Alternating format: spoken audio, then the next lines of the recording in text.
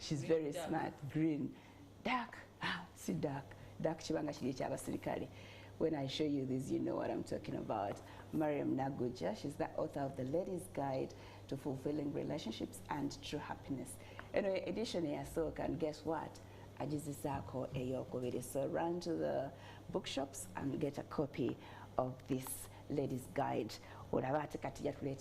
She's a counselor, she's a life coach, she's an author, she's a mama, she's a wife, and she's a friend to me and to us here on the show.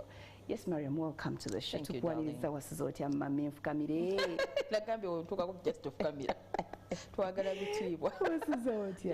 When you read the suit, Auntie, ngenda kusoma lawyer. Ogenda mulate kati Mariam ogenda gwedda. Abuuza. Sisobola kutasoma bwa lawyer. Kati lawyer. Psychologist oyongereko lawyer. Awo bomu egenda kwali. Bafudda nkusase ndogenda tugwako. Yes, psychologist, yes, my dear. Oh, wow, looking lovely, makeup. Thank you, thank you. you. Do you do your makeup? Yes, I do. You told me that go to YouTube. Tell them I told you. Get up YouTube, nonyereza, or get how to make it. I know. When it is them, the profession is working on you. It takes a lot of time. You have to be at some place. I got tired. Now I do everything myself. Exactly. I've learned that. Makeup it takes me like 15 minutes. Yes. Professional atwala 45 ekitone nya ate mugambye yangu. Sinatuuka ndi mu kkubo omulinze. I don't depend on people anymore. Kati tuweraga ki? Oshegera. Mama mukole. Tuweraga ki? All right. Thank you so much once again for joining us. Leo tugenda kwa twogera bintu bya emotions. Oliawo oyine bikusumbuwa yo mutima teguteredde. Tolina sure kikutawanya. Naye wadde otugamba toli sure kikutawanya ebiseera bisinga tuba tukimanyi. Naye nga tukiteekako basiira. You just don't pay attention to it. Obanga oyagala ki protecting. Kuizinga biba byala wegati. Ogenda kukabira ddala loka kanindeko. Digera bisawe byaketano ganja kaba mu gwokutaano.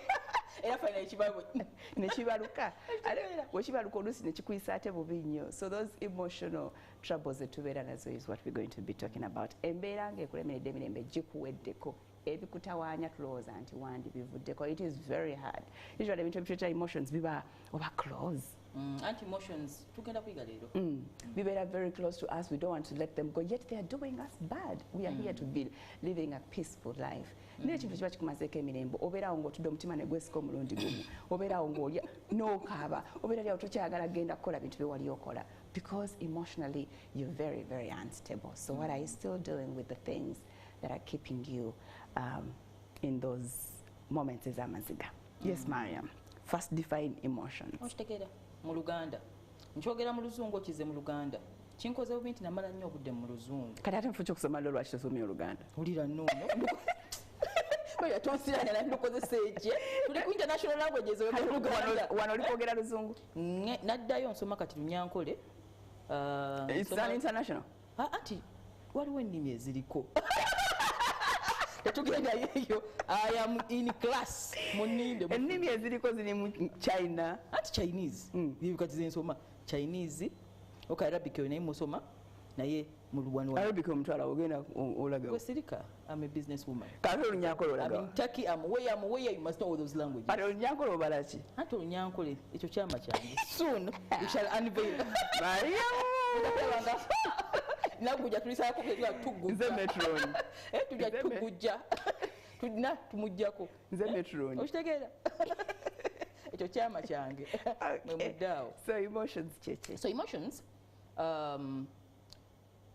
kyekisinga obukuluka ngambe mu bulamu bwaffe. Kitukoze obi nnyo nti mu nsi zaffe zino ez'abaddugavu ba Africa tetwakiteekako ssiira. Bwe tutakiteekako ssiira tukulembeza nnyo nti tuba n'ebizibu. Tuyina ebizibu naye nga tetumanyi where they come from. So emotions entandikwa ya byonna ye muntu okutegeera where do they come from. Who are they? Kiki ekyo ekikaabya omuntu nga tebamukubye? Kiki ekireeta omuntu okubeera confused nga tebakutteeko? I mean, somebody would be okay moving tena kimutawaanya. Naye nga tetunaba kutandika mbalamusiza bannange omanyi wemba tandise nti banneerabidde era olusinga wemba sikubuuza tonyiiga mind yaffe oba osoma nnyo obeera lost ntukira ku nsonga kakati bannange mbalamusiza toga kigambo ekyo sirika ndeka. So emotions enewulira mpulira ntya inside me eva ku birowoozo. So emotions enewulira ebirowoozo byo kyolowooza mutwe bikwatagana. So when someone talks about mental health, ekigambo kye bayimba ennaku zino, I need my mental health. My mental health is not good. Oh, my mental health as well is very as important to emotional me. health. So omuntu wakutawanya mentally nakuba ebirowoozo osobola okubreakinga physically nnyo mu emotions. So ebirowoozo nenewulira bikwataganira awo. I want to be clear. Kanjogena mu Luganda nti ebirowoozo byo n'engeri gye weewuliramu bikwatagana. Bw'olaba ng'okaaba kyolowooza kirina okukwatagana n'okukaaba. Bw'olaba ng'oli musanyufu kyolowooza kirina okukwatagana n'ekyo kyowulira. So ate n'omubiri gwaffe ebiseera ebisinga nagwo gureactinga. So nti abantu balaba okugga mu ddwaliro tebalabayo bakebedde wonna tebalina kye balaba. Skin eyubuka. Embalabe zikuyiika. Naye ng'ekikutabanya kiri ku mutima. So in our last show when ali wano nayogera nti the body is a house which the creator made as a dwelling place of the mind. Nti omubiri gwaffe guno eno wansi ekitundu kino Mungu yakikola kibeere ekifo obwongo bwe kikoleramu emirimu gyabwo. Nti kiva eno waggulu ne kidda wano. Kyobula n'obugere buno okunyeenya bwongo bwe bugamba. N'okugenda obugenze mu toilet. Kitegeeza omuntu waba atabanguse muneewulira asobola okugenda emanju ne bigaana. Mpaka wodda mirembe. Obwongo ne bugamba ebyenda kati ali ready. Ta. Do you see how powerful it is? Nkwadde extreme y'obwongo. Then how much more is it singa oli ayingira mu munne mukwano n'amutabangula kyekikutuukako nga just stress yokka esobola okugenda emanju ebigaana n'ofuna constipation mpaka wobeera mirembe obwongo ne bugamba kakati ali ready genda. That is the communication between the body and the mind, and that's how deep it is. So when we talk about mental health, mulwadde wa birowoozo, it is too deep mu bazungu. Wano mu nsi zaffe byebiruma abantu ne bamala obudde nga bagenda ewabasawo. Omuntu afiiriddwa omuntu n'adduka ewa dokita amujjanjabe. Dokita n'amugamba naye nze wano ojjako kuba mpiso omutwe guwone omusujja guwone, but you've not solved the inner part. Enneewulire egaanye noddayo ne weebaka ne bakebera ne bagamba tewali kikuluma Farida, tewali, at least tetukiraba ne bakebera buli toli fine naye ng'ogamba siri bulungi. So that is how the impact of emotions to the life of someone is. So when I paid attention to emotions and my emotional life, yali ntandika essanyu lyange. That's why I protect my emotions so much. Me too. Ani aziyingiramu, oyingira otya, ontuuka wa, oli talina kuteekamu emotions. So emotions, now the answer is. Naye ate nga tuzeetaaga. And it gives that vibe of life. Kati wekijjira era tuddayo nga mulaavu oteekamu ku bwongo. You don't be careless on how you spend them. Nazo ziringa ssente. You can spend your emotions carelessly. No way depleting. Account ya emotion efuka zero. Abantu bakumenya emitima. Abantu bakuabusinga. Time netuuka abantu bafuka banyiivu. Obunyiivu n'obusungu bwa ku bantu. Emotions ziganye. Bayina ekyabatuusa. Naye ng'ate be bali careless mu ntandikwa oba obutamanya how to spend them. Kitegeeza nti even when I'm spending my emotions on you, nkugweremu Farida, you must be worth it. Exactly. Lwaki nkugweramu omala onzirukeko nsigale nga nja kumala omwaka mulamba nga sitiga mbadde naawe emyezi 6 kintwalira another 3 years. Yes, it is expensive. It is too expensive. That's why mu bazungu bali so careful on emotional entanglements.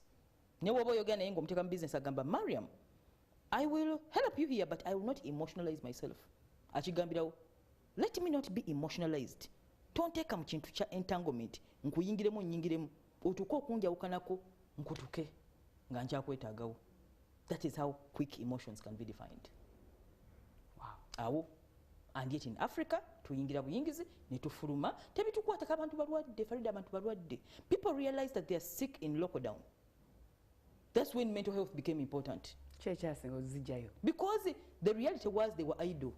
Kwe kutuula, you can feel emotional impact nga tolina byakukola bingi. N'otandika okulowooza n'ogamba ha. Gundi namuwasa nanzirukako. Ono taweera baana. It makes sense when you are not busy. When we are busy, we forget emotions. You see in the Chinese, bayina ekigambo ekigamba, weeyogera ekigambo I'm busy. Omuchina nakubira simu n'ogamba I'm busy. Do you know what it means in China? you've neglected your heart.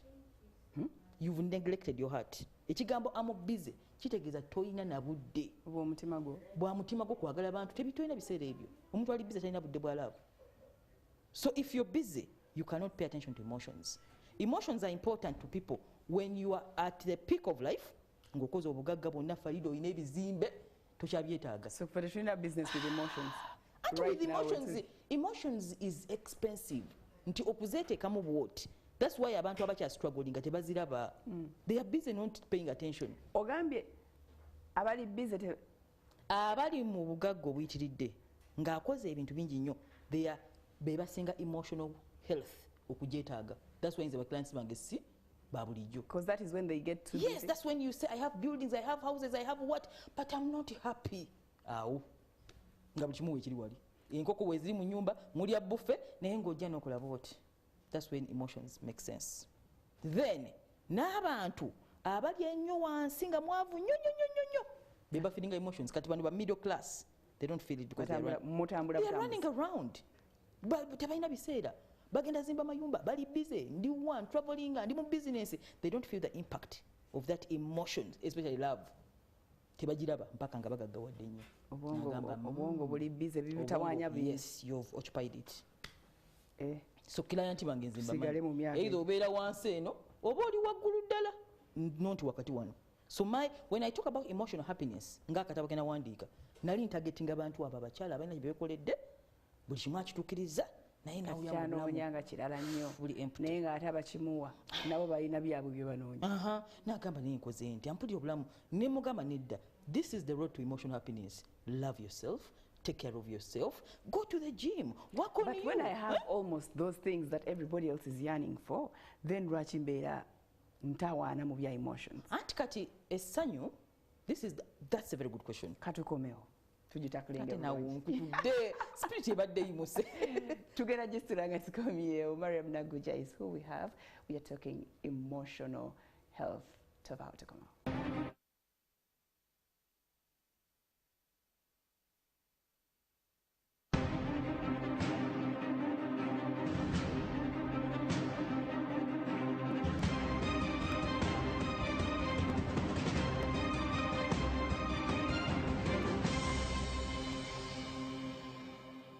Ekya COVID-19 kijja kuggwa only if we stay at home, observe physical distancing, wear masks properly, sanitize or wash our hands with soap and water regularly, or get vaccinated now.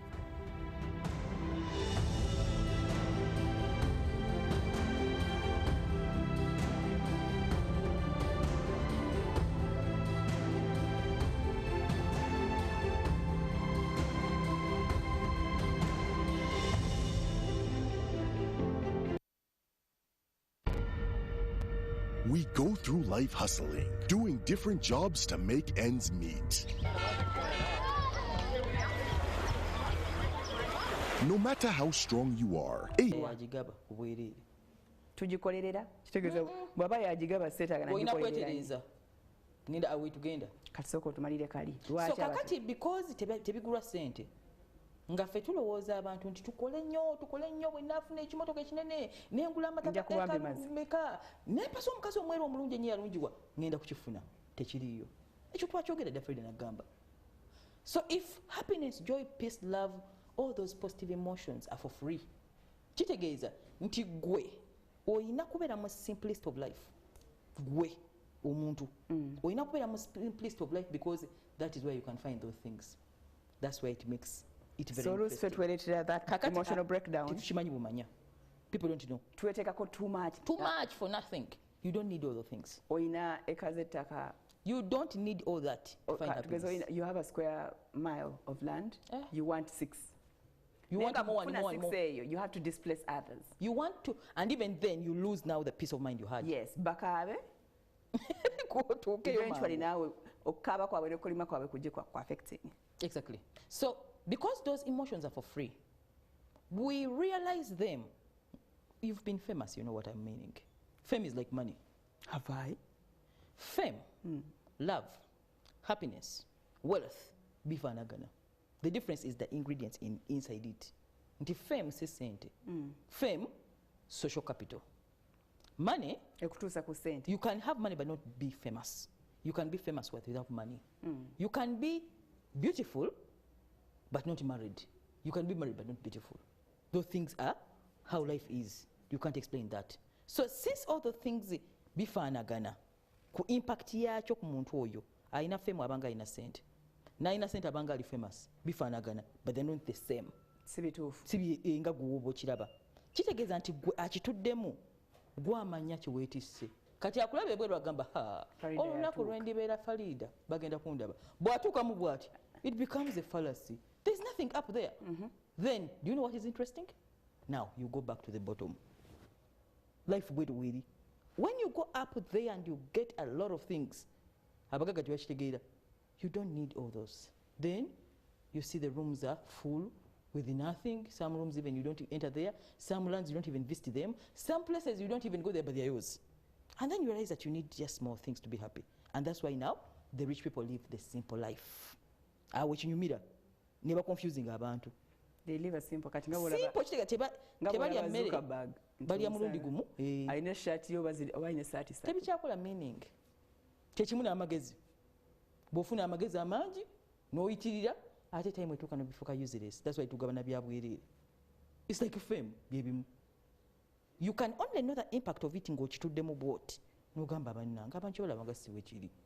Abantu bagamba ndi mugagga ndi bulungi nnyo naye nga nsula nfa. Olaba the impact can be felt by the person in it. So which means in life we should not strive so much to get too much to think that there is happiness. No. To be happy now. To be kole, to be fune, naye nga twetereza tumanye happiness is now. It is not in the future. It's not in the past. It is now.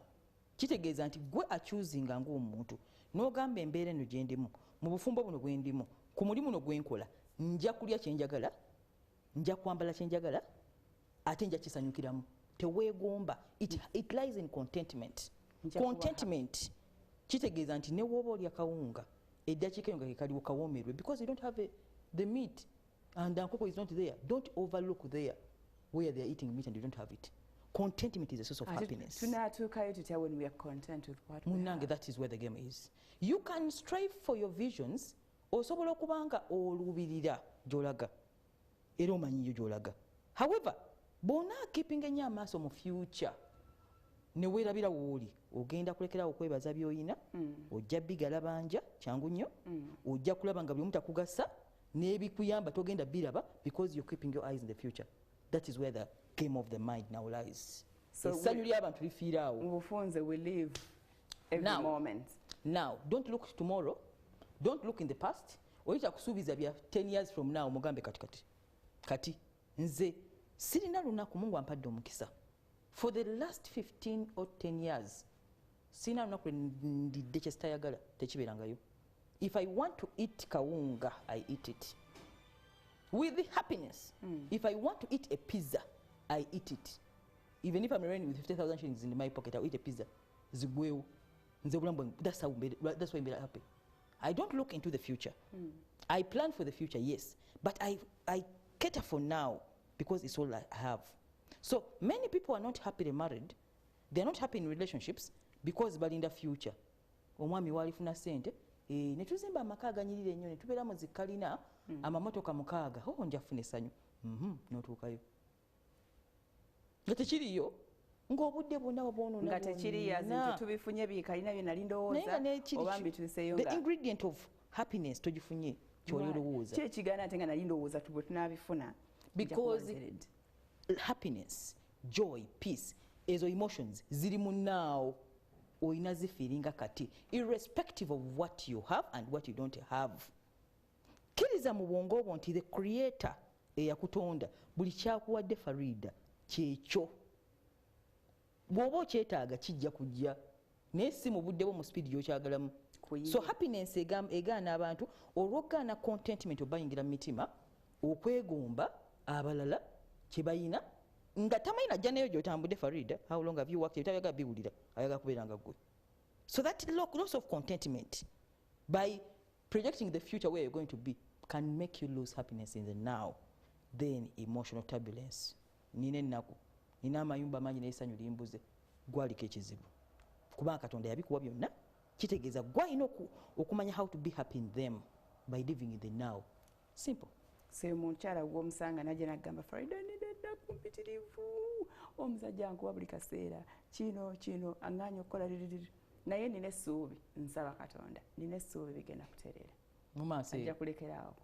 So they are hoping to be happy mu maaso. Ate kati watuukayo naye essaawa eno akaaba n'akiwa time limit nekigaana nga nagamba myaka 3 okuva kati we must have been rich or I must have gotten this. Bwe kitajja it brings that depression in the heart.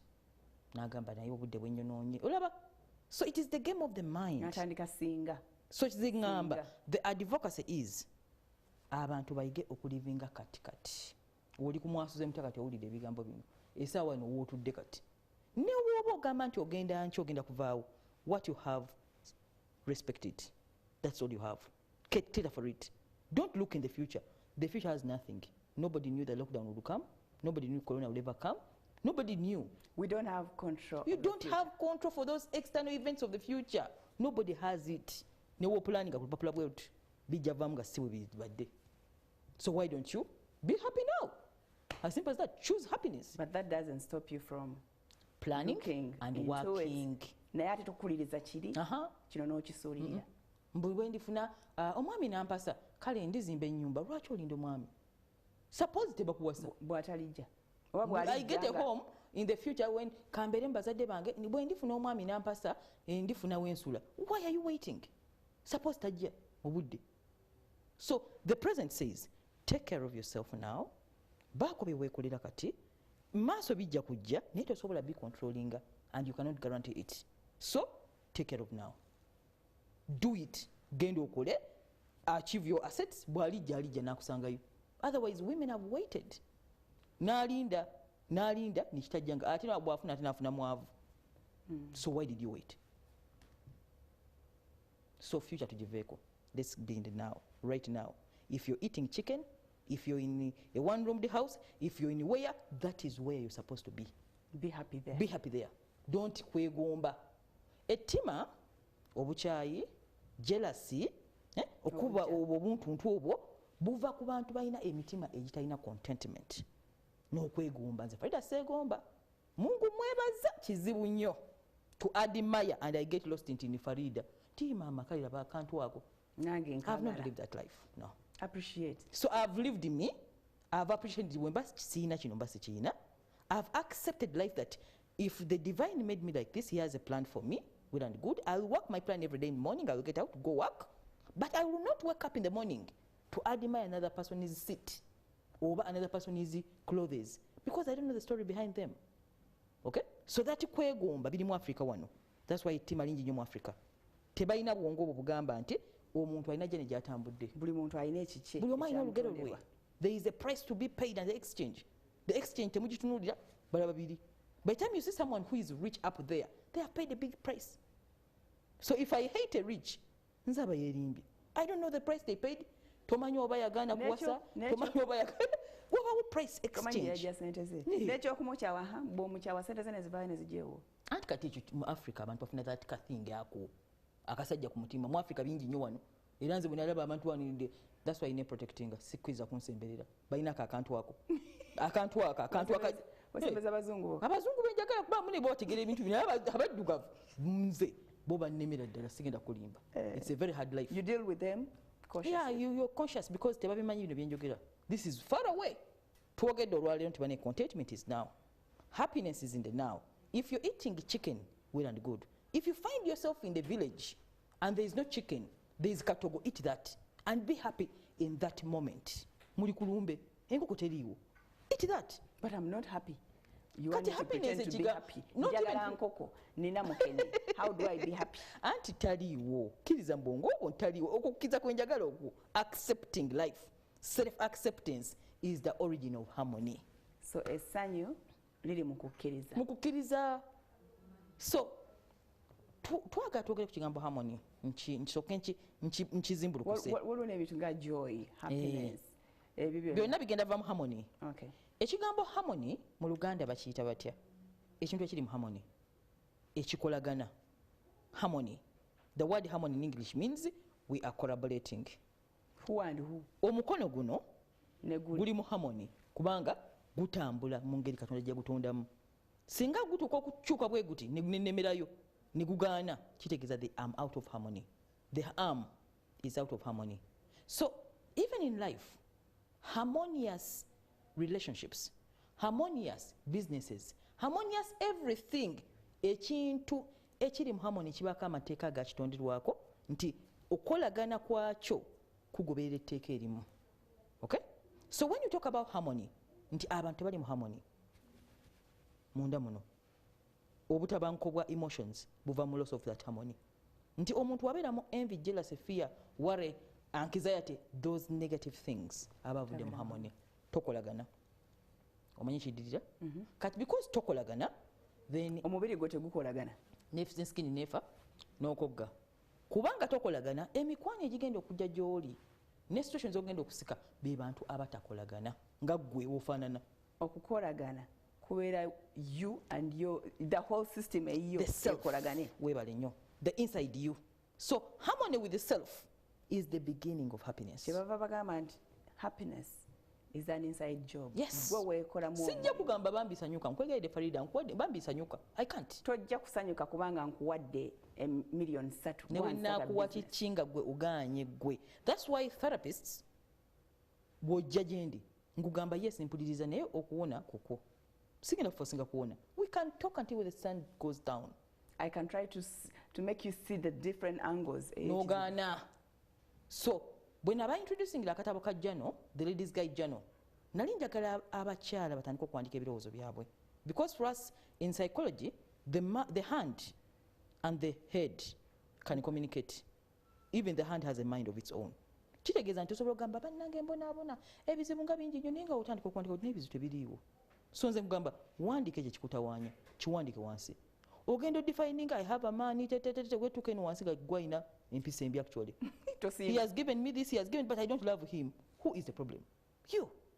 So harmony is an inside job nga bw'oyogedde. Kitegeeza nti bw'oba tokolagana munda otabanguse muneewulira ovudde mu harmony.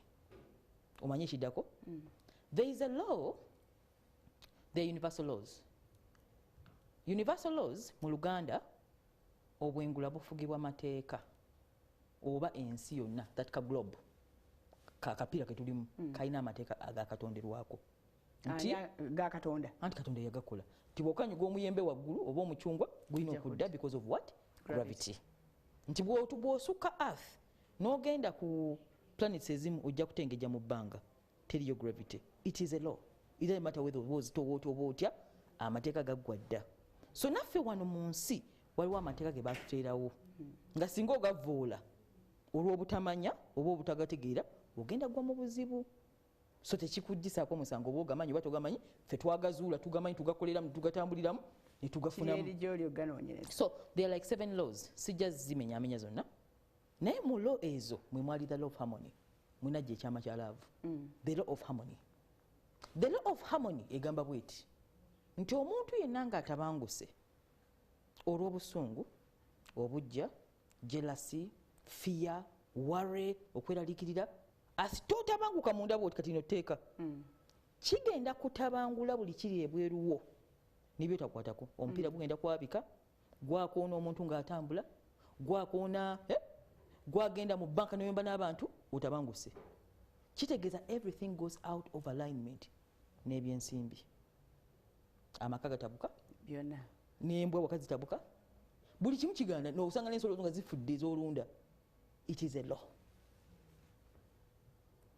Teeka Nti n'ensolo zange kubanga ntabanguse. Otabanguse gwe nannyini. Tezijja kuzaala baana balamu. Ebintu bibina nga tebikwatagana. That's why omuntu ayinza okugenda mu nnimiro given the same fertile ground with the same fertilizers ne batuwa ebintu bye bagamba musimbe ensigo eyo n'egaana. Because the energy is wrong.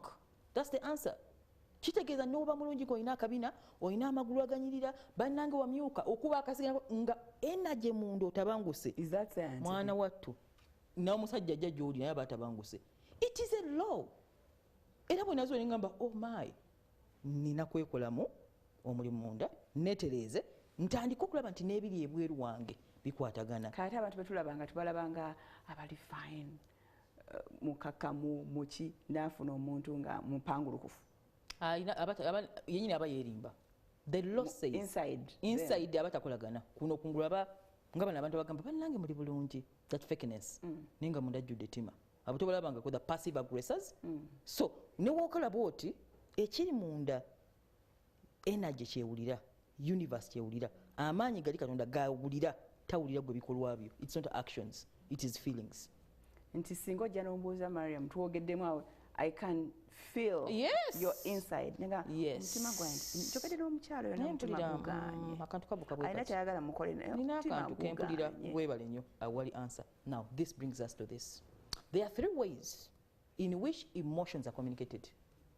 Ezengeri satu wozitegeera bwoti. Bwogenda otegeera lwaki abantu abalala baba bakutegeerera nti nawe nakwogera ekyo kyo kibala Katonda yakimpa ate era kyava mu kumanya kuno nga ntegedde. So emotions kyowulira munda nange kyempulira nsobola okuwuliriza toyogedde bigambo kati ako tukabuuka kwati kaliko bigambo netugana oka respectinga and you go ahead. Tobeera nko kintu omuntu n'owabanga agenda kubba n'ogamba nawulira nawulira nga mpulira ekintu naye saafaayo mpaka olunaku olusembe n'ogamba kale nakimanyi. That was the feeling. So there are 3 ways we communicate our energies to other people and to everything. N'ensobola ekuwulira. Ogambye esooka eri ki? Esooka. We communicate with people, plants, trees, animals, anything around you. One, a single obunene is emotion, feelings, emotions. Kitegeeza nti bwe mba ndi mu maaso go bwe nti nga soogera bigambo naye nga sikwagala omutima nga tegutereera kati ompikinga signal gipikinga gwe you pick it even when I try to pretend ne weekola pretense wano. That's why omuntu omulaba ne weekanga bwoti naye nga ate tayogedde. Communication ewedde. The instincts were given to us by the Creator nga ensolo fe yatwongerako kwogera bigambo.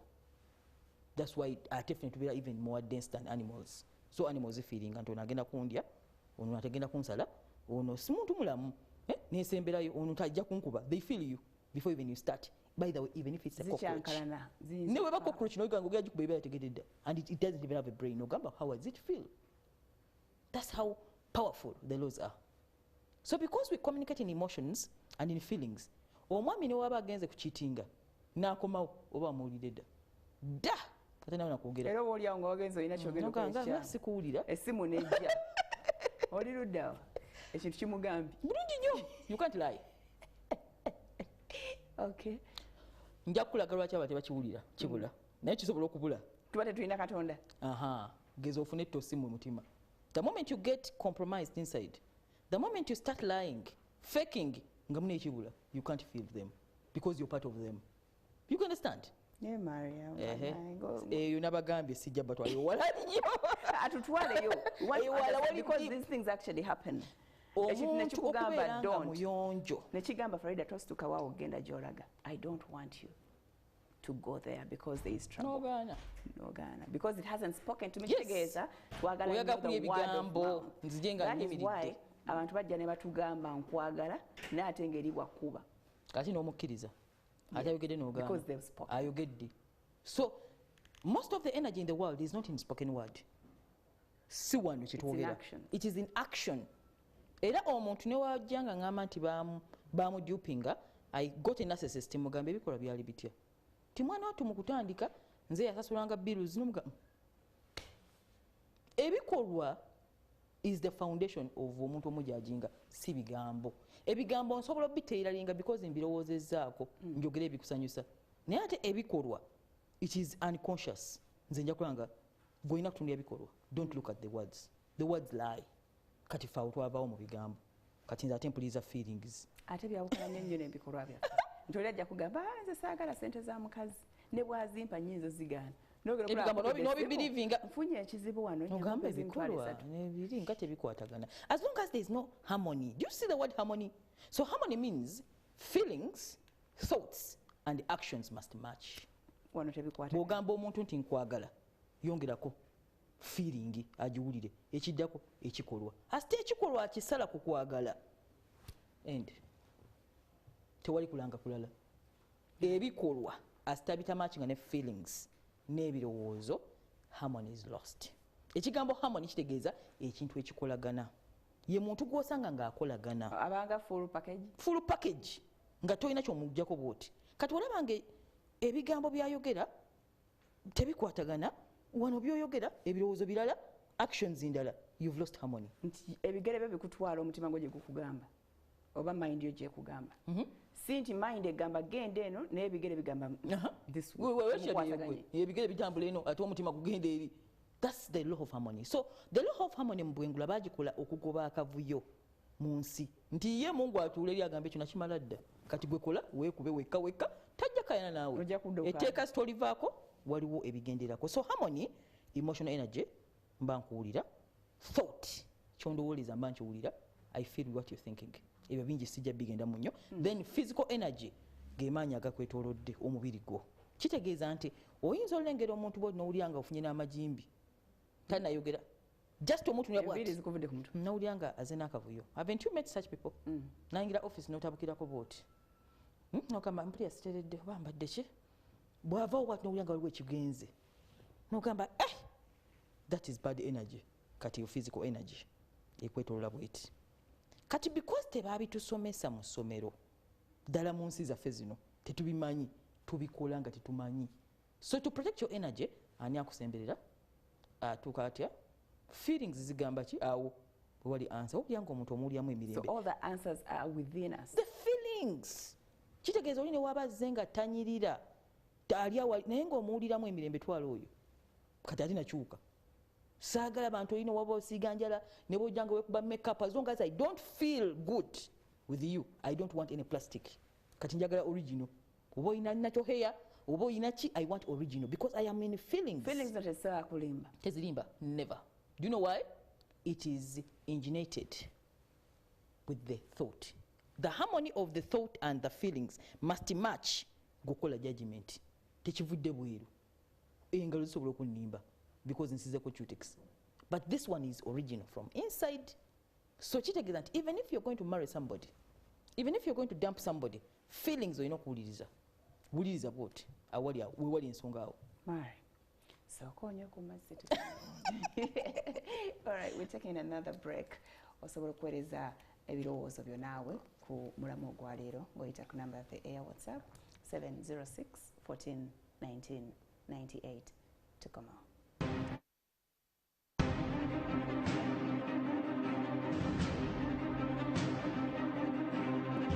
Ends. Kiri eri gwe because I told you amateeka baagakulaga gwe we shall not disapprove the amateeka. Kati gwe agamba nti in relationship sijja gisobola kanveemu kubanga temuli harmony. Oba I'll use my harmonious actions omuntu oyinza musomese. Oba ye ajja kuyingiza mu bibyo akuyigiza empisa z'embi. Mwembi mutambulira awo. Mwenda mutambulire mu eyo mu disharmony. It is infectious. Kati nawo oba omwegaseeko. That is harmony. Mwembi mukwataganye in negative form. Webale nnyo. Muyombe mwina the whole home mwebere out of alignment. So harmony kibanga alignment. Omuntu okubanga wejiba mpira gya motoka giba gitambula straight. Tejiri disaligned. So kati nawe oberanga otabanguka emirembe gikuweddeko buli kimu kiri out of gwakyeekolamu. You go inside you ne weetereza otereza ebikwetolodde. So eno harmony eri consistent nti I'm going to be harmonious. It's a choice. From January to December 2010 it is to a 2040. Choice. Everything in life is willpower. Because batugamba life is not a straight path. Never. It's peaks. You balance. It's peaks you and handle valleys. every situation as comes. Kati, how can it be consistent? So there's a book I read. It's called Peaks and Valleys. Obuwanvu n'obugga oba mu Luganda obuwanvu n'obugga. Omuwandiisi ono yagamba bw'ati it was really an interesting book. Yagamba because life is peaks and valleys, you can never be up all the time. Kumakya ndi musanyufu kati ziyinza okuba samusanvu nga ntabuse olweggulo n'enzirawo. Kumakya n'embeera bulungi n'otabuka. Because it is like that, and we shall not be on that emotional roller coaster. Is that also a law? It's a law. Buli kimu mateeka nti togenda kubeera kyekimu kizibu era singa obulamu bwali flat bwe buti you would have lived a very boring life. Tulina n'ogenda ku plateau nga twali kigenda mu maaso n'owummula namu naye noddayo kasozi noddayo wansi. There is nothing like obeere kasozi all the time. there's always a valley, because the valley and the peak are connected. From the valley you go to the peak, from the peak you go to the valley. So when I read this book, author yatugamba bwati yagamba, because life is peaks and valleys, you should learn to be happy whether in a peak or a valley, and it is a choice you should make. Kitegeeza nti olwaleero nnyinza okuba siri bulungi nengendako mu valley, esente teziriiwo, ebintu ebitambudde nga bwe njagala, naye tekingarantinga mbeere mukaaba ninde peak lwelijja nzireyo mu ssanyu kubanga tomanyi ddi lwelijja. It may even take long. So he said how to live in good and bad times nga oli bulungi. Kitegeeza nti tojja kulinda lockdown yeggwe olyoka oddeyo mu ssanyu, oba wakagiramu ate bagambe lockdown ezze. Your emotions should not be dependent on situations. So it is a choice we make that we shall be happy anyway. In whatever situation. Anyway, I'll always be happy. So when I have and I don't have, you will never know. I'm always the same. So omanyi ebintu birala twalyoka nitubeera ne MWASUZE mutya. Bafunira ate nanga yensonga lwaki twagireeta tuyige the things ebiri before us that way. Tewali abitujjukiza. Naye nga bizibu nnyo okujjukira oba omuntu okisomesa. It's not a course you can find in school. You can't find these words in school. Nti how do you live at the peak or in the valley? It can't be a topic. Those are things you have to find out yourself. How do I live in the peak and the valley at the same time? So how do I live a harmonious life? So wakati mu challenges. Thank you so much. Because harmony is a choice. Okulivinga mu butebenkevu kusalawo okwo kubanga ekibimalawo bingi. Life is about problems and it's an endless problem solving journey. Tubeera mu kusolvinga bizibu from day 1 to day 10. Tewali nokulokera nga tolina kizibu. Every day there's a problem to solve. Kitegeeza nti it is you to put yourself in harmony amidst all those problems you see. The simplicity of life era bwe tuddayo nabagambye answer eri mu simplicity. Oba oyagala oba toyagala toyina complicatinga bulamu bwo buteeka ku kintu bwoti kikumalako mirembe bukumanga uli ku standard. No, you must move with the wave. You must move with the wave. You see, when lockdown came, COVID and this other whatever, zenagamba bisaga bwa kigambo ekyo nakigana mu bwongo bwange era Mungu ampadde omukisa mbadde nkyali mulamu. Kyakyusa ebintu bingi nnyo omuli amaka, omuli relationships, omuli businesses, omuli companies singa zigaddewo zigenda. Nekyenjagala okwogera kye kino according to my observation, company tezigaddeewo mbu kubanga situation yeziremesezza. No. The leaders baagana okumuvira with the situation. Omuzadde w'ekintu ono, omuntu azadde business oba ne spiritual mission with the business, kitegeeza nti gwe ali ku peak. Buli decision gy'okola oba buli kituukawo mu business, you have 100% responsibility. That's where the harmony comes from. 100% on the decisions you make. So when this situation came, it is not asking for people to close down. It is asking for change. People to adjust. Adjust. So, where one author said, the secret of the voyage doesn't lie in seeing new landscapes, but in changing your eyes. Oba having new eyes. Kitegeeza nti ekizibu tekigenda vaawo ekiri. Gwe alina okyusa engeri gy'okirabamu amaaso go gwe nannyini. Kitegeeza nti nannyini bw'abanga kiiza agenze tewakyaliwo ssente, ebintu bikyuse, essaawa abantu batambulamu zikyuse, gwe nga ali ku authority atudde waggulu, and this goes to every business owner, is to match the situation ekizibu kyeyina with you to save the business mission. Because gye watandikira si gy'oli, ebyakutuusaayo tebikyakola. So if ekyakuleeta tekikyakola ng'otuuse wakati bw'oti, kiri eri ggwe okukyusa amaaso go. Okukyusa ekyakuleeta. Ogamba either ngenda salako bakozi oba okyusa kyakuleeta okyusa engeri gy'okolamu ekyakuleeta. Oba okuye, but change something with it, but don't close it. Closing is not a solution. So ono omuwandiisi yatugamba nti change your eyes, engeri gy'olabamu ebizibu byo bikyuse, kyusa amaaso go. For example, twawulidde Shoprite is closing shop. Abadde atunda byonna semaduuka. Kati in this case yandikoze ati anti yabadde ati ayina kyusa, you either downsize, agende mu hardware, not hardware, downsizing, ku staff, go to places which don't pay a lot of rent, negotiate for rent reduction, but there's a way out. Because the book said it does not allow you to quit. Equitability is not a solution. The solution is changing your eyes to the problem. So, in these peaks and valleys of life, problems will not end. And I'm always in problem solving. But no problem has brought me down. Why? Because I get to move around it, to say how can I solve it, to save my business mission. Because that's a solution for every entrepreneur. Cut either from a product in Pia, fine tune, ladies guide to Amuchusiza. Akataba kusoko lite Farida Nkulage. Kama ze miaka munana mu market. Kanuke kwa soka. Tuziza kako. We had to sit down. So this is Ladies Guide 1. This is the same book. Okay? Tuwakachusiza so after 8 years. Kati miaka munana, it is obsolete. Kawedeko. The advice here may not be working for the generation of now. It may not be working. So it is me, the mother, to sit down and say, how can I renew the mission? Because the mission is over. Now we have to look for another one, make new bichi. Everything has to be new. Now, don't you think that was a problem? Akatabako kali kempeta kungatto nti oli wakufuna akwengeejinga goyongerako peta kano kali kompeta kati kutuloze nti why waliwo tugamba nti oli wakufuna genda mweterereze abantu why kano wokasoma empeta ayi oli ayanguwa bwanguyi ofa engagements gonolondamu kati ntwalani. So we are having new eyes. Okay? So harmony kitegeeza nti beera mu nkolagana wetereze.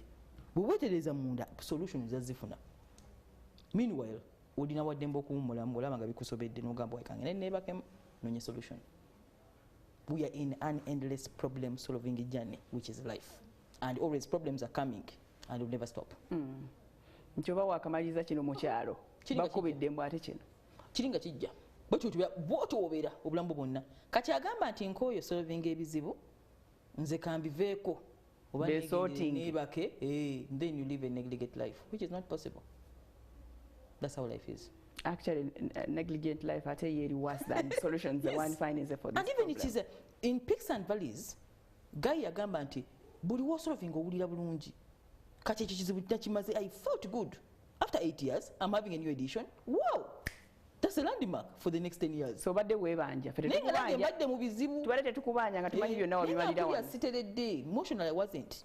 This thing has to move to the next level. What is lacking, you need to think through.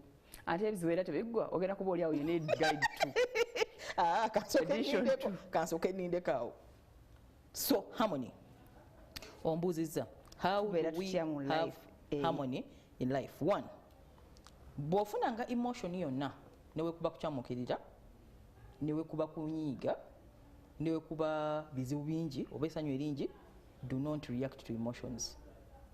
Tokyamukirira nnyo ate tonyiiganga nnyo. Just see the situation as it is. Why? Nagwamu okukyamukirira nze bukyenjogera nkikozeeko. I don't teach what I've not done. Nagwamu okukyamukirira ennyo. Whether someone comes and promises heaven on earth, whether you are in a situation where you don't have much, be the same. Omanyi nti omuntu asobola okukwana this week, next week nagamba njagala genda kulaba bakaddewo n'okubira banno bonna n'obagamba nze ono mbadde Katonda aleza malayika bijo gye nninze. Kakati okukyamukirira okwo kwe kuleeta abantu emotional turbulence. Lwaki? N'atandika okulaba gawuni ye ey'embaga. Nti singa oli atakituukiriza. Agambe njagala genda kulaba maama wo. N'otandika okulaba gawuni yo, n'otandika okunoonya fulawagaalo, n'omukubira n'essimu, okubira maama we n'omugamba omwana oyo njagala abeere fulawagaalo. Okyamusi.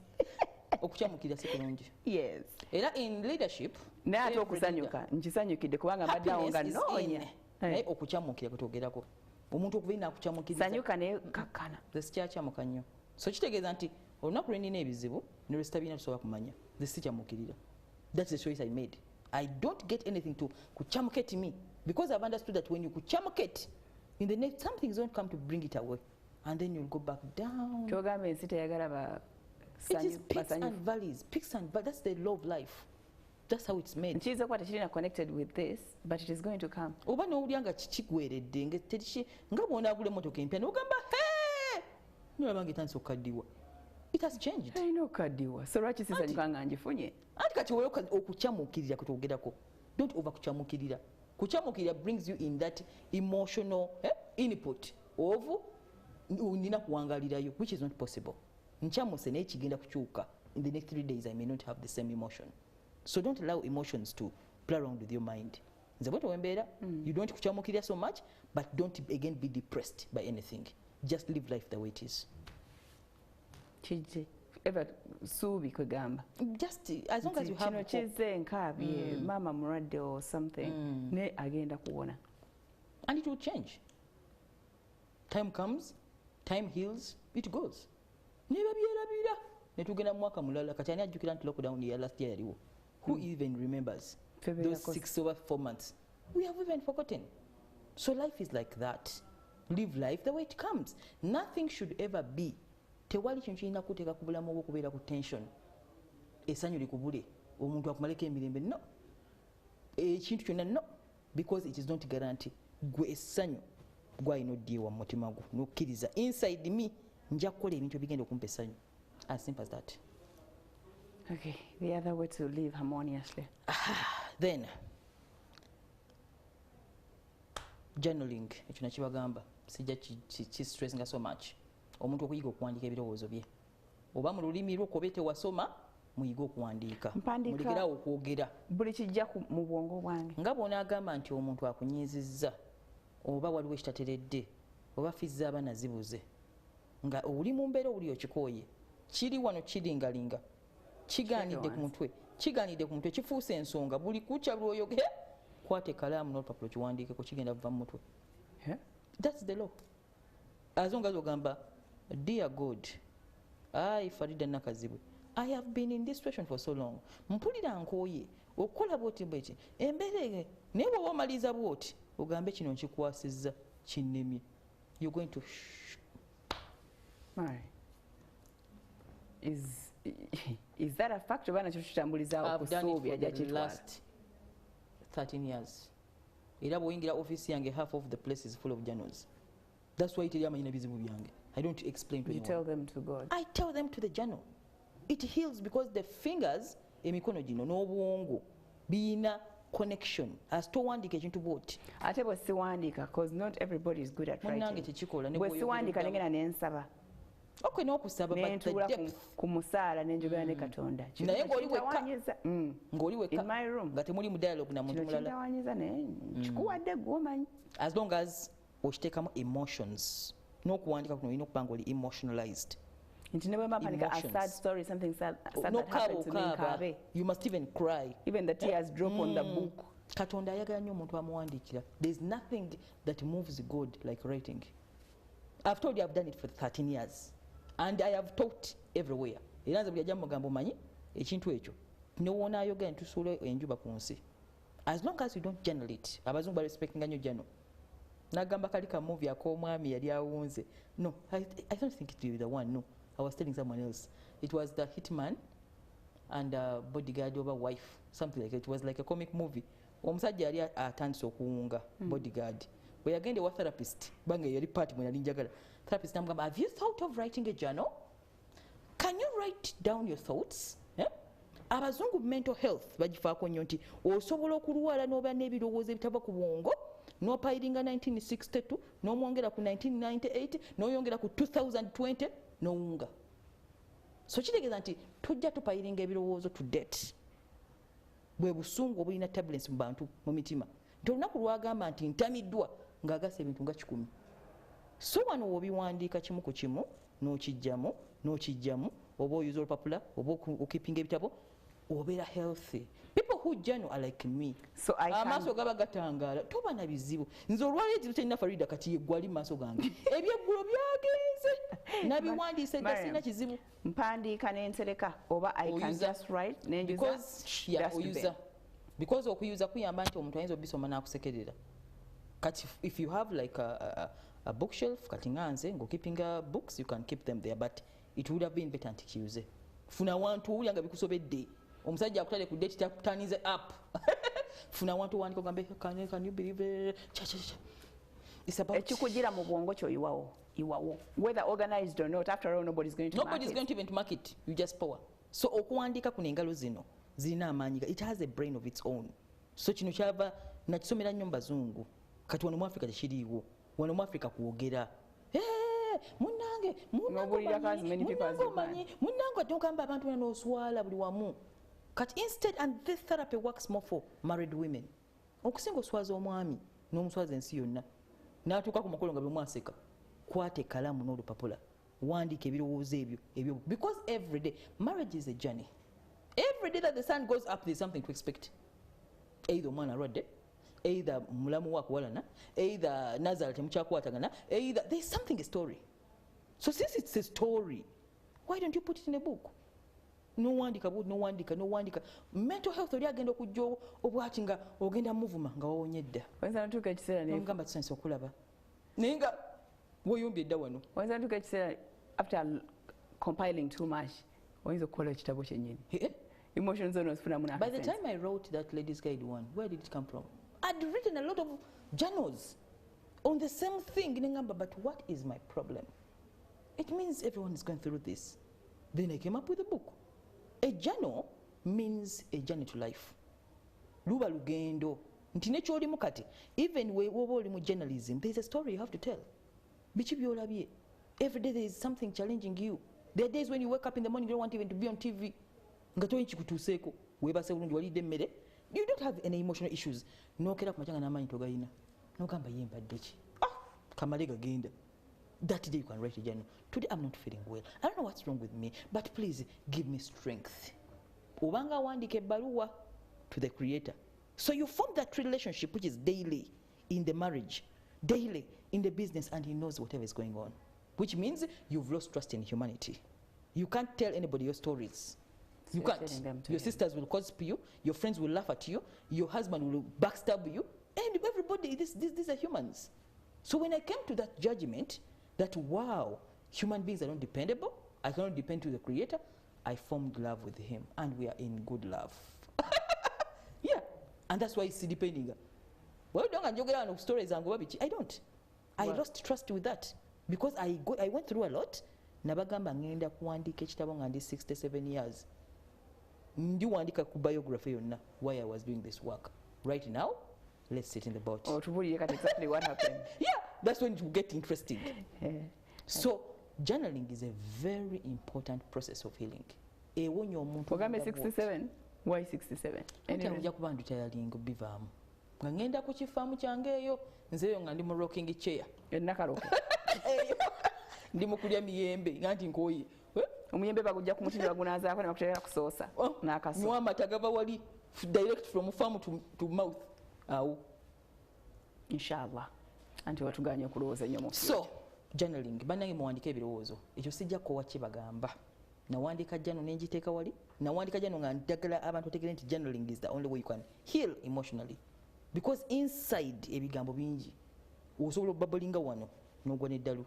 So instead of bubbling here with the head, nebo gamba tibabitegeera. By the way, ogenda okujja okungamba Freda nange nine kyange. Mariam wategedde nange njagala kugamba kyange. Oba kanoga ati alina nkangambe ebyange. Munange nange omanyi nange. Everyone wants to share. So nobody is even willing to listen.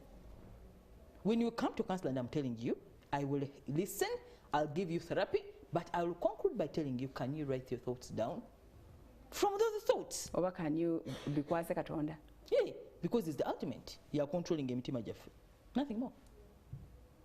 Okay. The other way to live harmonious. So, accept that nothing happens by accident. Obulamu bwo Katonda we yakutonda yali yakola dda roadmap. Obulamu bwa Farida nakazibwe. Kitegeeza tewali kituuse mu bulamu kya accident.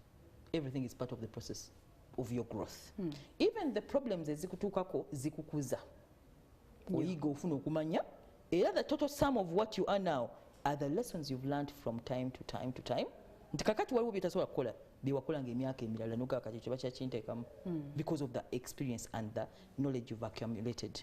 So we should not put life nti bannange ennaku enzita ye bannaye nga ndabye n'ebizibu ye omuntu ng'alabye ye Mukama lwaki tanzita nanzija mu nsi eno. Tewali muntu akula nga tafuna bizibu tekiriyo. And from the problems we get comes the experience and the wisdom to solve the future problems. Kitegeeza nti byosolvinga kati amagezi wagajja mabega. So by the time someone gets 50, 60s, abeera wise, aba ayize, bazikwata batya sente kino bw'okikola kivaamu bwe kiti. So we should embrace problems and accept that everything that happens is not by accident. Buli kikutuukako kirina kikuyigiriza. Either it is teaching you what to help others. Bw'oba kati nga ffe bakansala bakubwa nnyo fe abasinga okubwa in life. Omuntu yenna nga yeetedde mu ntebe y'obwa kansala nga toyagala bizibu va mu ntebe eyo. Because why? Tojja gamba bantu bintu nga tobiyingiddeemu emotionally, tobi experiencing ate obinyumye. You can't. So you go through problems and you help others solutions, because the way God communicates to us is I get a problem nenoonyereza ate nenkisomesa abalala. Nga batera ogamba basenga mutugamba kinga nabufumbo bwabalema anti babubeeramu nabo agenda okugamba ngamanyi kikyaliyo nti bwatuukayo kolaba yayitayokko. They're not just talking because they've never been there. So yagamba kankorodi map yingirayo naye kino kyojja osangayo. They know. So it is about embracing the fact that everything that happens to you is not by accident. Buli muntu yenna janakwegattako, buli mbeera gy'olimu, w'oli wonna, gy'osula, eggwanga ly'olimu, anywhere it's part of your life growth. Ngalaba nnyo nga bagamba ku social media oba lwaki Katonda yanteeka Uganda. Munnange Eggwanga lino lintamye. Wano eyo yali papasiyo. Kitegeeza nti emirembe abantu gibaggwako lwa butakkiriza obutagamba nti wano waali si walina okubeera. No. Acceptability is the beginning of harmony. Asitomala okukkiriza nze nakkiriza omulimu gwenkola ngulinamu emirembe oba sifuna ssente oba nfuna ssente. I've lived a life like that. I accepted. Kati bwe mala okuacceptinga se seegomba muntu ndi otikka kontayina kanaana ebintu byatuuse. That is not my calling. So kontayina eyo sina okugiraba sigiraba because it is not in my vision. Simanyi nawe bagibala musolo. Oba emisolo ozibwagimeka, that's not my interest. Oba otunda nnyaanya si bye bindimu. I accepted this as my life calling. So kitegeeza nti gwe okutegeera nti destiny gy'olimu wayitibwa ng'okikola n'okikola ng'okkiriza, you become harmonious. Bw'obeera wano nga toli harmonious ng'olowooza nti ndabika nalibadde ntikka kontayina naye biki byenkola bino, you've lost harmony. As simple as that. Nkola businesses, I own a number of shops. I don't even put my Emotions there. System. It is just to supply my vision with help. That's how much I love what I'm doing. Nti ate nzijja eri nziteeke mu byenjagala bino mpulira nga obulamu bwange bwona I'm living. Katonda mbanga azannya akapiira. So kati biri kabisupplyinge bino. Naye nzo ogamba nti neemalira mu kiri. I just go to get dividends to support my vision. As simple as that. Ekirala. Celebrate your broken heart. Emitima gimenyeka mu ngeri nnyingi nnyo. Omuli okwagala abantu ne batatwagala. Omuli okwagala abantu ne batusuubiza ne batatuukiriza. Omuli okwagala abantu ne batafuuka kiri twali tusuubira ne tumenyeka emitima. Kati omutima gumala okumenyeka, omanye kiddako ekitangala kiyingira. Kuli kwe nkugambye oyiga ofuna okumanya.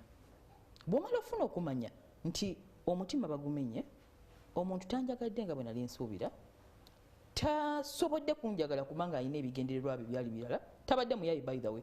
Ekyo tukijje mu birowoozo. Ayinza okuba abadde muyayi oba nedda, but tasobodde. Olw'ebizibu ebiteebereka. Sijja kikaka. Ayinza okuba si muntu mulamu.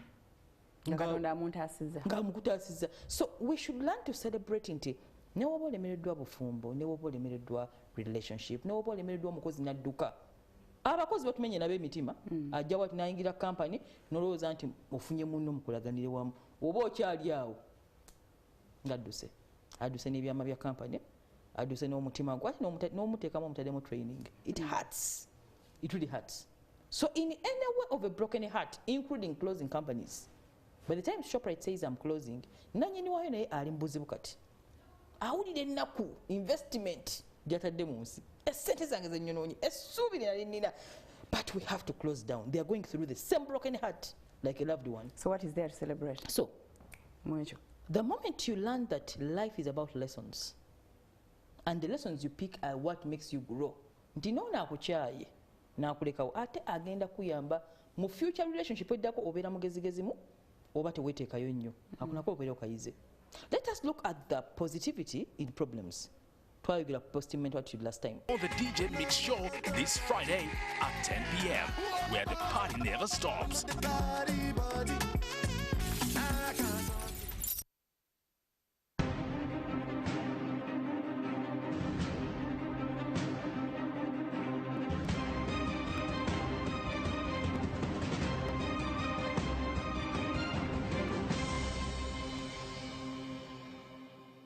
yes tuli mu kitundu kyaffe ekisembayo eky'omulamu ogwaleero emotional stability.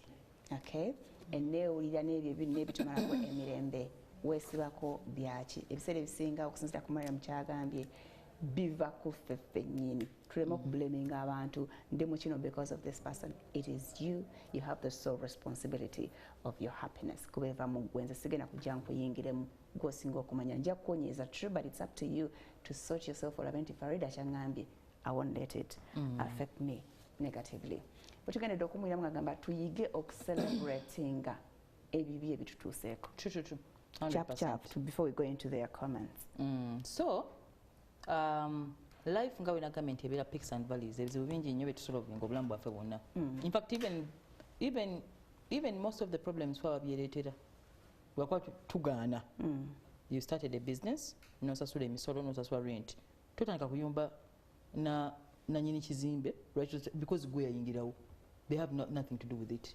So acceptability of responsibility mu byonna bitubeeramu yesinga otulema ffe ng'abantu olw'okuba twagala okuhidinga emitwe gyaffe wansi and we are not part of the problem. So when you are broken in any way, because like I said, you can be broken by love, you can be broken by a business, you can be broken by a friendship, you can be broken by a lot of things which come n'owuliranga otegeera olina akuleka nga naye bannange ensinga nzibu abantu nga si balungi. We should understand that growth oba omuntu okukula mu bwongo oba mubiri experiences z'abayiseemu zezitukuza. That's why time etuuka ondaba wano njogera naye ate si kyankunzija mu kigambo nga nfulumye wano. In my days buli omu akimanyi soogera okumanya eno calling kubanga ngenze enkula njize nti okwogera ebigambo ebingi tebikola. Action speak louder than the words. Njogera ekigambo eki I'll do what I said. Mba maze ngenze enkula. Yet before I used to I stopped. Kigambo kimu kola kiwayogedde komaawo because I've learnt with time. So when you are lost, when you are broken, kyolina okumanya is that you just need harmony within self. Kastori kenjagala okunyumiza kembadde neerabidde I read again ati nze nagamba nsoma nnyo. In some place in China there was a small village. Village eno yabulwa enkuba okumala emyaka 5 akaala ako bali mu drought okumala emyaka 5 ne baleeta buli mulogo wa nkuba ng'Abachina obamanyi all rain makers ne babayita mutuyambe ekyalo kiri mu drought bannange ebintu byaffe bifa ebibala nga terina omwasobola. Then one person came from far nga si wa ku kyalo okwo ne bagamba tuleese ono mumanyi nnyo ajja kuleeta enkuba. Omwami ono we yatuuka ku kyalo ekyo ekibuziddwa enkuba n'abagamba mumpe ku tenti bwe nnyinza okuwummulira. Ne bamulaga tenti ye n'agamba mumpeeyo kakeeka ne bamuwa akakeeka n'agenda ne yeebaka n'adda mu tenti. Kati bano bali ebweru balinda bagamba ono gwe baleese kyekigenda mu maaso twamusasudde nga takola bamusuubira ajja. One day, 2 days, 3 days, 4, nothing was going on. Then on the 5th day, it rained. So the villagers asked, what did you do? Babu was a rainmaker. And this is the interesting part of the answer. Naffe kitulina okuyiga. Yagamba bwe nazze mu kyalo kino, you people in this village and everything in it were out of harmony. Mwabadde mwatabanguka. Mujjudde akavuyo. So bwe nazze sina kinadde nsobola kukola. I had to put myself in harmony with the heavens. Nga ndi munda mu katenti ako. And the heavens released the rain. As simple as that. So please stay in harmony. So ekigambo harmony obutatabanguka ye secret ya everything in life. Relationships, business, associations, asita anything brings kutabanguka, it is finished. So when the relationship has this harmony, please sort it before you go anywhere else. Ku beginning, because this harmony is the problem. This harmony yereta abantu kola losses. This harmony yereta abantu. The problem is not lockdown. This harmony yolekera mbintu ngaki. Maybe we can understand. This harmony eyinza okugira mu bulimba. This harmony eyinza okugira mu muntu okola ekintu kyotamusuubira nga yakwesiga no hurting in another way. This harmony eyinza okugira mu infidelity. Olina naawasa omuntu omulala ng'ate abadde naawe. This harmony bezze. By the way, it doesn't matter what you give someone. Because liteeka nagambye etteeka ligamba nti buli kitali mu harmony ekitakolagana kigenda funa akatabanguko full stop. Kati gwe tosobola kuleeta disharmony osuubira ofuna results. Disharmony mu kitongole abakozi nga tebakwatagana na mukama waabwe. Disharmony mu kitongole omukozi nga takwatagana na supervisor bwe bamuwa oba manager we. Disharmony mu kitongole nga mukama wo takusasula. That is all disharmony. Kitegeeza omukozi atandika okukolaga dibenga lye tebamuwa ssente naga kati nkolera ki n'abitta kambabbe. So disharmony comes from omuntu okubanga takolagana. That's where the point is. So when we talked about harmony in relationships, it's the origin of enewulira y'omuntu asitamba nkolagana. Kitegeeza nze munda mwange mbutuufu nga Mungu yatunudde sirina muntu gwempalana, sirina muntu gwenkuba bulabba mbukuyita mabega mononere, sirina muntu gwemba down. I don't hurt, never.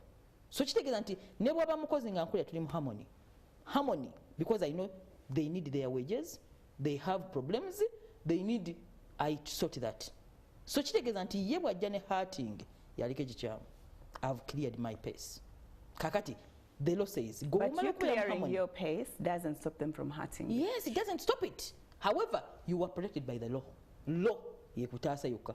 Kati nze because imma nkoze omulimu gwange. That just God then walks in. Kati wadira kati that's why babira mbizibu. Era wosanga ng'omuntu ajjudde ebizibu.